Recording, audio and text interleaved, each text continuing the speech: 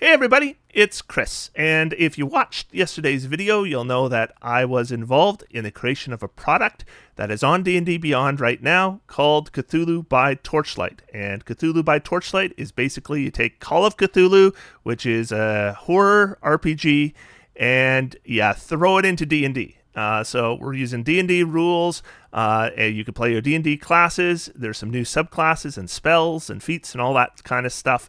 And then you can use your D&D characters to take on the Cthulhu mythos. Now, if you are a regular viewer of this channel, you'll know that normally there is no sponsored videos that I do on this channel, or I haven't really done them for years now, because I don't really like making commercials. However, this is a product that I was involved in, so I feel a little bit of personal ownership here. So when they asked if I'd promote this product, I said I would, and that's why the video yesterday and the video today. However, what I wanted to do was make a video today that might be of interest to you, even if the product isn't of interest to you.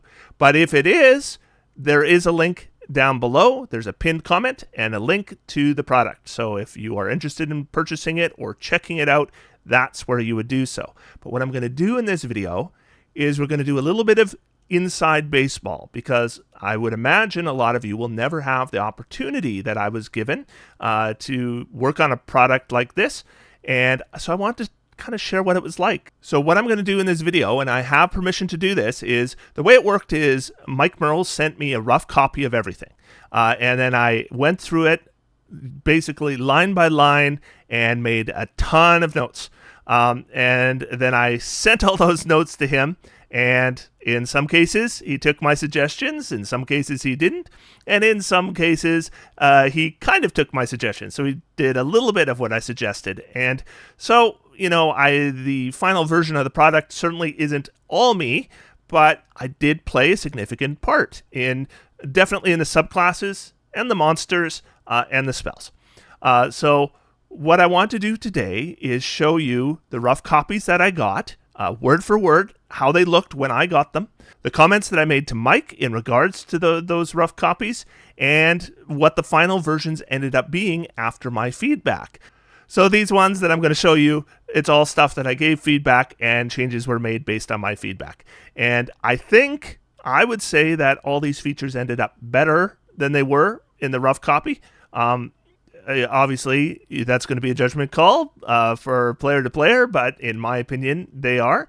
And I wanted to show some examples of cases where I suggested things be more powerful than they were, but I also wanted to show cases where I suggested things be less powerful than they were. I also wanted to show some cases where maybe I made the mechanics a little smoother. I also wanted to show a case where maybe we just completely reimagined a feature so it could do something unique and fun, or what I felt would be really fun. So we're going to start with the Barbarian, Path of the Spellscorned, and their level 6 feature, Sunder the Weave. So this is the rough version that Mike sent me. He said, you can cast Dispel Magic. Once you cast it, you cannot cast it again until you complete a long rest. Strength is your spellcasting ability for the spell, and you can cast that spell using this feature even while raging. And this is what I told him. I said, this ability is too weak. Casting 1/3 level spell with no flexibility isn't a big deal for a 6th level character. It's only really unique in that it's very restrictive. Other barbarians are getting multiple condition immunities, saving throw rerolls, and repeatable enemy and allied teleports at level 6. And so what I suggested to him was this. I said, Sunder the Weave. Your rage now fuels your ability to destroy magic. Once per active rage, so that could be many times in one day, you can cast Dispel Magic. Casting Dispel Magic this way allows you to cast it even while your rage is active. Strength is your spellcasting ability for the spell. And so he took my feedback that it wasn't powerful enough, but he came up with a different solution. So this is what is actually ended up in the product. Sunder the Weave. You always have the counterspell spell prepared. With this feature, you can cast it without a spell slot or components and while your rage is active. And your spellcasting ability for it is Strength. As part of the reaction you take to cast the spell, you can move up to your speed and make one attack with a weapon against the target of the spell. Once you cast a spell with this feature, you can't do so in this way again until you finish a short or long rest. So we have a different spell altogether, though Counterspell and Dispel Magic obviously have similar thematics. But of course, Counterspell is a reaction, while Dispel Magic is an action. I think Barbarian giving up their reaction is a lot easier than giving up their action. Previously, the Barbarian could just cast a spell. Now it could cast a spell and it gets a free move and a free weapon attack. And the previous version was once per long rest. Now it's once per short or long rest. So got a pretty big power boost, I think. And I'm pretty happy with how it ended up, even though it ended up very different than what I suggested. So we're going to move on to our next feature. And this is a feature I thought was too powerful. And so I had him scale it back. So blame me for that, but honestly, it was broken before, and I think it's still quite powerful. So we're going to the Wizard Bibliomancy, their level 10 feature, Customized Spell. So this is the rough version I received. You can alter the structure of a spell to incorporate the name of a specific willing creature. Pick a spell in your spellbook that has a verbal component and requires concentration. When you prepare that spell, you can name a specific creature. If that creature is the only target of the spell and is a willing target, you can cast a spell on it without needing to maintain concentration. So I read this and I saw something broken about it. I'll give you a second to see if you can figure it out. But this is what I told him. I said, this one is too powerful by a fair amount. Like, if I choose the anti-magic field spell and myself, I now have an anti-magic field that can't be dropped, even if I die. Or Circle of Power, or Draconic Transformation, or Invulnerability. If you don't allow the wizard to pick themselves, though, then it should be okay. So my suggestion was Customized Spell. You can alter the structure of a spell to incorporate the name of a specific willing creature other than yourself. Whenever you prepare a 1+ level spell from your spellbook that has a verbal component and normally requires concentration, you can include the name in your preparation. When you cast a spell, if the named creature is the only target of the spell, it lasts for the full duration without the need to concentrate on it. You may end the spell at any time before then, no action required. So this is how it ended up in the final version. Level 10, Customized Spell. You can alter the structure of a spell to incorporate a creature's name. Pick a spell in your spellbook that has a verbal component, requires concentration, and is level 1+. When you prepare that spell, you can name a specific willing creature other than yourself. If that creature is the only target of the spell, you can cast a spell on it without needing to maintain concentration. So, pretty close. I mean, slight wording change from what I suggested, but pretty close to exactly what I suggested. And yes, I nerfed it. Sorry that I nerfed it. But I still think this is a very powerful spell. Being able to cast a spell that normally requires concentration, without concentration is still really good, even for a 10th level feature. So I am still confident this wizard did just fine. In fact, I think it's a quite powerful wizard. So we're going to move on to the Warlock and the Exalted Assembly of the Feline Court. Now this is a feature that I actually talked about in yesterday's video, but I want to show you where it started, what I suggested and why, and how it ended up. So their level 10 feature is called 9 Lives, and this was the original version. You gain the gift of the Feline Assembly, a set of 9 lives. When you die, you and your equipment disappear. You reappear 1 minute later in an unoccupied space of your choice within 1 mile of the spot that you died. Once you have used this ability 9 times, you can no longer use it. So, I mean, you're literally getting 9 lives, right? I guess you're getting 10 lives, right? But you have this feature that you die and you're basically getting a true res, right? 9 different times. This was what I said. I said, it is weird to say this about 9 true resurrections, but this feature is underpowered. Characters don't die that often. And when they do, and you're 10th level, they tend to be back up the next round, not a minute from now.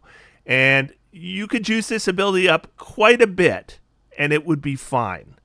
And I said, I get why the 9 uses forever thing, but I'm not sure it's fun to have a feature that you lose forever when you use it. Not that anyone's going to use all 9 uses, but it still feels bad to have X minus 1 uses left forever. Then I said, since the 9 lives thing is metaphorical, I think you could redesign it so this comes up more often and doesn't go away forever while still keeping the thematics. So this was my suggested version. Level 10, 9 lives. You have the almost inexplicable ability to survive dangerous situations like a cat. You have 9 lives, which can be expended in the following ways. If you take damage while you have 0 hit points, you do not suffer a death saving throw failure. If the damage is from a critical hit, you must expend 2 lives to not suffer any death saving throw failures. If you are forced to make a death saving throw, you may choose to succeed instead. If you are forced to make a death saving throw, you may choose to succeed as if you had rolled a 20, but it uses 5 lives. And just to remind you, if you roll a 20 on a death saving throw, you immediately regain a hit point at the start of your turn, and then you can take your turn. So it's huge when you get that nat 20 and you're unconscious. If you would suffer death due to massive damage, you can choose to fall to 0 hit points instead. If your hit point maximum would drop to 0 hit points, you can have it drop to 1 hit point instead. And if you are targeted with a power word kill spell, you may ignore the effects, but it requires all 9 lives. You recover all 9 lives after you finish a long rest. So this is how it ended up in the final version. This ends up being pretty close to what I suggested. There's a couple minor wording changes, a couple really minor mechanical changes. You are gifted with an almost inexplicable ability to survive dangerous situations. You have 9 lives, which can be expended in the following ways. If you take damage while you have 0 hit points, you can expend 1 life to not suffer a death saving throw failure.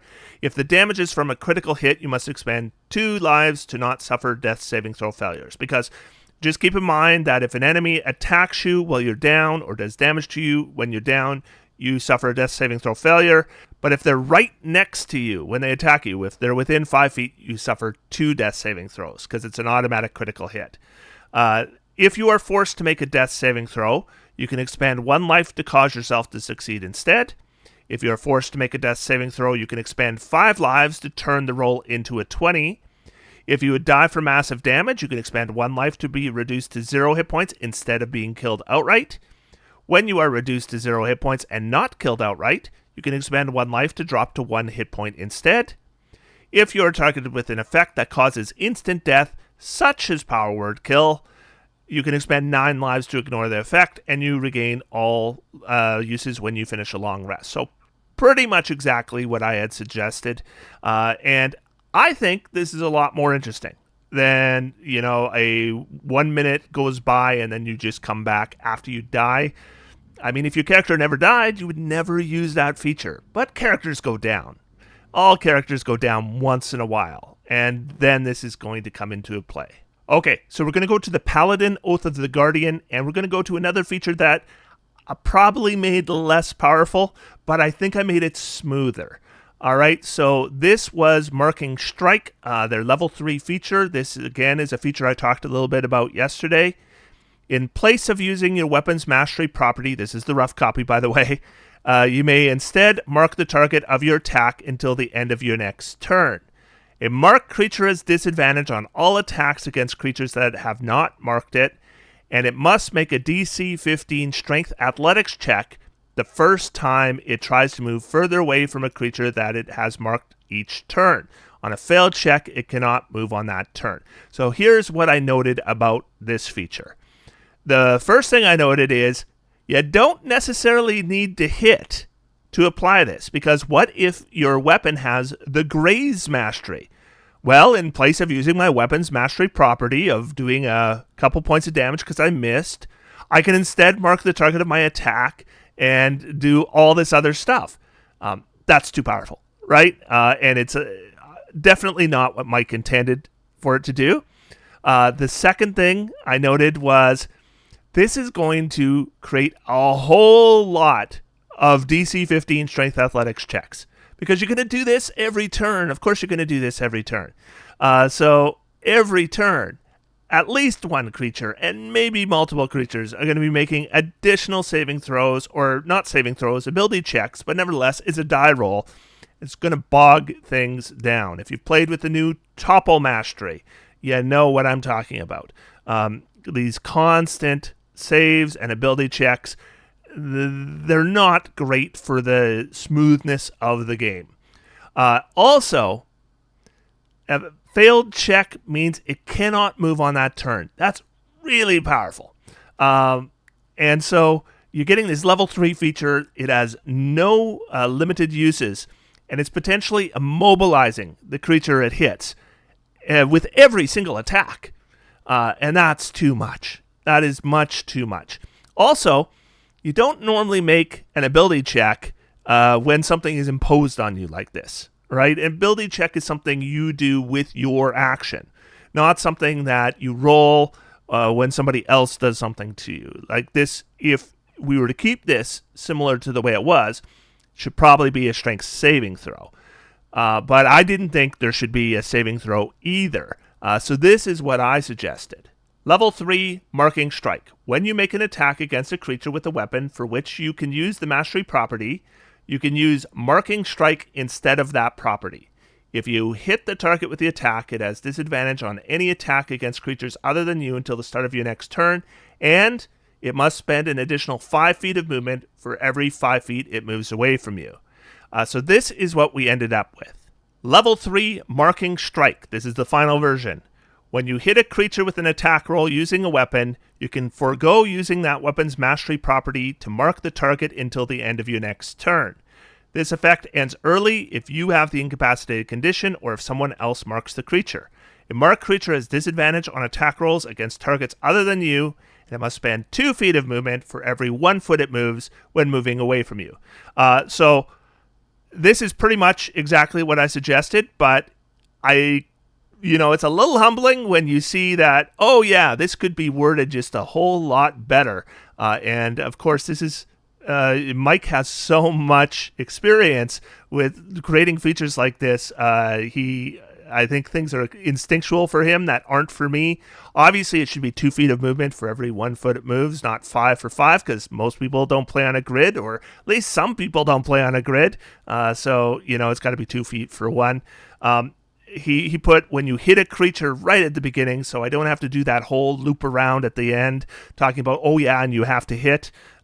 So worded much better, but basically what I suggested. And I do think this is, we've taken away all the extra die rolls. We have created an effect that is still really good, but it's not going to immobilize creatures completely. I think that's too much. It's not going to work unless you hit with your weapon. So I think we have a solid feature here that's going to just run a lot easier at tables. So I was pretty happy with that one and how it ended up. That's why I talked about it yesterday. And let's do one more. And this is one that got a huge change from the rough version. So we go to the Monk and the Warrior of Cosmic Balance. And I'll just say that I came up with that name. It was originally the Way of Cosmic Harmony. Warrior of Cosmic Balance was my suggestion. But let's talk about the level 3 feature, Guardian of the Way technique. So this was the initial version, the rough copy. You have studied alien creatures and learned to disrupt the foul energies that course through them. Once per turn, when you hit a creature with an attack granted by your flurry of blows, you can inflict one of the following effects on the target. Disruptive Strike. The target must make a Wisdom saving throw. On a failed save, reduce the save DCs for all of the target's spells, attacks, and other abilities by 5 until the end of your next turn. And Banishing Strike.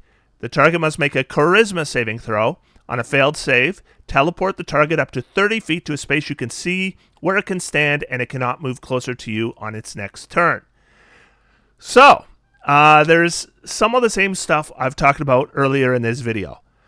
How many save DCs do we want to impose? Because, I mean, eventually a monk is going to be trying stunning strikes, but are we wanting to do add-on, disruptive, or banishing strike saving throws every single round that they do flurry of blows, which is going to be most of them after a certain point? That's a lot of saving throws. Also, both of these effects are very, very powerful, especially Disruptive Strike. -5 to its spells, attacks, and other abilities. Oh, and the DCs of its spells. That's massive, but it's not all that interesting, right? We're just doing, minus this much, plus this much. I don't think that's all that exciting, but it's definitely very powerful. Lots of saving throws. I didn't love this. And I told him that I thought it was too powerful. I thought it had too many saving throws. I thought it didn't really do anything all that interesting, even though it was powerful. So this is what I suggested. I actually gave him 2 suggestions. The first was I told him it was too powerful. I said, if you wanted to keep the same feature, but rebalance it so it's not too powerful, this is what you could do. Guardian of the Way technique. You have studied alien creatures and learned to disrupt the foul energies that course through them. Once per turn, when you hit a creature with an attack granted by your flurry of blows, you can inflict one of the following effects on that target. Disruptive Strike. The target must make a wisdom saving throw. On a failure, the next time before the end of your next turn that the target forces another creature to make a saving throw, that creature receives a bonus to the roll equal to your wisdom modifier. If more than one creature is forced to make a saving throw, you choose which receives the benefit. So we brought the power of that one way down. Banishing Strike. The target must make a charisma saving throw. On a failure, the target teleports up to 30 feet to an unoccupied space of your choice on the ground. But then I said, I just wanted to provide a suggestion that's maybe more of a creative suggestion than a power balancing suggestion. Take it or leave it. Level 3 Guardian of the Way technique. You have studied alien creatures and learned to manipulate their ability to disrupt the balance of the cosmos. Once per turn, when you hit a creature with an attack granted by your flurry of blows, you can inflict one of the following effects on the target. Anchoring Strike. The target cannot use any ability that would allow it to enter an extra-dimensional space, a demi-plane, another plane of existence, or teleport against your will until the end of your next turn. Or Banishing Strike. The target teleports up to 15 feet to an unoccupied space of your choice on the ground. And this is what we ended up with. Guardian of the Way technique. You have studied alien creatures and learned to disrupt the foul energies that course through them. Once per turn, when you make an unarmed strike with flurry of blows and deal damage, you can cause one of the following effects. Anchoring Strike. Until the end of your next turn, the target can't teleport or use planar travel, including entering extra-dimensional spaces or demiplane. Banishing Strike. The target teleports up to 15 feet to an unoccupied space you can see. So this is pretty darn close to what I suggested. I do notice that he took away on Banishing Strike the requirement for them to end up on the ground. So you could technically teleport somebody 15 feet up in the air. So Banishing Strike's really good. But we've taken away their saving throws. So no more, every turn, another saving throw we got to make. Also, Anchoring Strike, who else in the game can do that? So we've created a feature that is unique. And Anchoring Strike's not going to be useful in every fight because some creatures don't teleport. But Banishing Strike, if you use teamwork, could be. It could be useful in every single fight you're in. And although we have lots of force movement in the game, we don't really have force teleport in the game. Like somebody could escape a wall of force and then you punch them and you say, get back in there, and they teleport back in there. So I think these are interesting features that make this unique. They're less powerful than the ones that were originally presented to me, but I think I would rather play these because these look like more fun. And so I was happy with the way that one ended up as well. So I just wanted to highlight some features that I thought were unique, because I talked about it in the last Unearthed Arcana that we're seeing a lot of retread. So I wanted to show features that don't do anything that anybody else can do. And so, they have me excited to try these subclasses, and I'm hoping they have you excited to try these subclasses. And a reminder that there's the link in the pinned comment because this is a promotional video. So yes, if you like what you saw, take a look at least, and it might be something you want to consider.